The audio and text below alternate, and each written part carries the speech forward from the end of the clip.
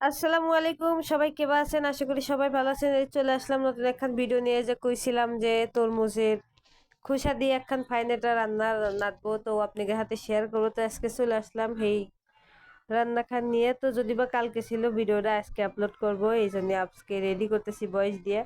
তো এই যে তরমুজের খোসা কিন্তু সুন্দর করে কাইটে গুজি গুজি করে থুইছি। পাতলা করে কাটলে কিন্তু ভালো লাগে, মোটা করে কাটলে কিন্তু ভালো লাগে না। প্রায় মনে হয় যে শসার তরকারি।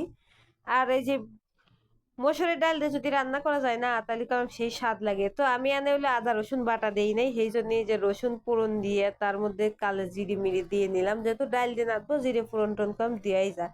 সাদা জিরি কালো জিরি সবই দিয়ে দিছি। এনে যে মরিচের গুঁড়ো, হলদির গুঁড়া, হজের গুঁড়ো দেইনি, যে হজের পাতা দেবো দিয়ে কিছু কাঁচামরিচ দিছি। এই যে সুন্দরকে কষা নিতেছি। আর এই যে এই রাঁধুনি মশলা দিয়ে মনে করেন যে যদি তরকারি কষা নিয়ে যায়, তাহলে যে কি সুন্দর একটা কালার আসে, দেখলে পরেই শান্তি লাগে। আর এই যে খোলা বাজারেতে যদি কিনা যায়, ওটা যিনি কেবি লাগে। তো এই জন্যই কিন্তু কালারটা সুন্দর হয়েছে। খুব তো মসুরি ডাল কয়টা এই যে দিয়ে কষাইলাম, তারপরে এই যে তরমুজের খোসা কত পাতলা কে কাটছি, দেখতে পারতেছেন।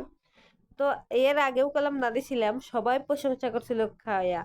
প্রায় 2 বছর আগে, 1-2 বছর আগে। এর মধ্যে কিন্তু আর একদিনও না দেওয়াই নাই, বারবার খালি কয় প্রতি বছর তরমুজের সিজন লাগবে। তো এই যে এইবার পরে অবশেষে রানলাম। আর এই যে জিরে বাইটে থুইছি, এর মধ্যে দেব, চিন্তা করেন কেমন ভুলে গেছি, এই জিরে বাটা দিতেই ভুলে গেছি। পরে এই যে দিয়ে দিলাম, যেহেতু কষাই নেই ওই নেই, এখনো দিয়ে দিই একটু।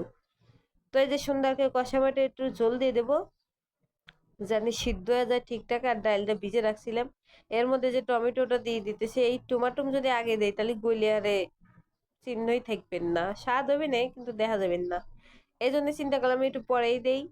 পরে এই যে দিয়ে দিলাম। এখন এই যে কষানি সুন্দর মতো হয়ে গেছে, পানি দিয়ে যে সুন্দর করে জাল দেবো আরো কিছুক্ষণ, তারপর একটু হুইয়ে আসলে পারে কিন্তু সেই সুন্দর, মানে লাউ তরকারির মতো খাওয়াও মনে হয় স্বাস্থ্যকর হবে। আমি যদি বা অত বিষয়ে কোনো কিছু জানি না, তো আমার কাছে মনে হইলো যে এটা খালি পারেও ভালো হবে, মানে লাউ তরকারির মতো ঠান্ডা ঠান্ডা একটা আসবে পারে। তো যাই হোক, এই যে হজের পাতা দিয়ে দিলাম। এখন নাদাবাড়ি প্রায় শেষের দিক, কারণ জলটা শুয়ে ফেলালি নাদা হয়ে যাবি। তো তরমুজের এই কিরা কিরা খাইছেন জানাবেন কমেন্ট করে। রোজা একটা একটা করে পার হইতেছে, আর মনে করেন যে শরীরটা একটু ক্লান্ত ক্লান্ত মনে হয়। যেমন সেহরির টাইমে যতই ডাকাডাকি করুক না কে, অ্যালার্ম দিয়ে তুই, তারপরে মন দেয় কয় না যে উঠি। তো যাই হোক, আর কিছু করার নাই। এই যে এই রান্নাটা করতেছি সেহরির টাইমে, কিন্তু এটাই খাইছিলাম রাত্রেবেলায় একবারে, শুধু রান্না করি রাত্রে, আর কোনো কিছু করি না, মানে বিকালে রান্না করি। তো গতকাল আবার একটু রাত হয়ে গেছিল রান্না করতে। আর এই যে সন্ধ্যা রাত্রে পরে প্রায় রাত 10টা 11টার দিকে একটু খাওয়া দাওয়া করছিলাম, সেই ভিডিও একসাথে দিয়ে দিলাম। এনেছিল হচ্ছে সালাদ বানাইছিলাম টমেটোর, আর এই যে এই তরকারি। আর আমার মেয়েরা কি খাবি জানেন, তাহলে মাছ ডিম বা কোনো কিছু কবে পারে, বা দুধ ভাত খাবি না, ও হচ্ছে ডাইল ভাত খাবি, মানে জ্বরেতে উঠছে তো এলে খাইলে বলে ভালো লাগে, তাই জ্বরে খালি শুধু ডাইল ভাত দিয়ে দিলাম, আর আমি দিলে খাইয়া নিছিলাম। তো যাই হোক, স্বাদই লাগছিল, সেই দিতে গেলাম এই খাবারই খাবো। অত হাই পাই মানুষ না আমরা রে ভাই, হাই পাই খাবার খাবো এর পারি না, যা যখন আল্লাহ রিজিকে যোগায়। সপ্তাহে মিলে জেলে খাই, মাছ মাংস হইলে যখন খাইবার পারি, আবার মাছ মাংস না থাকলেও ভাত খাইতে পারি।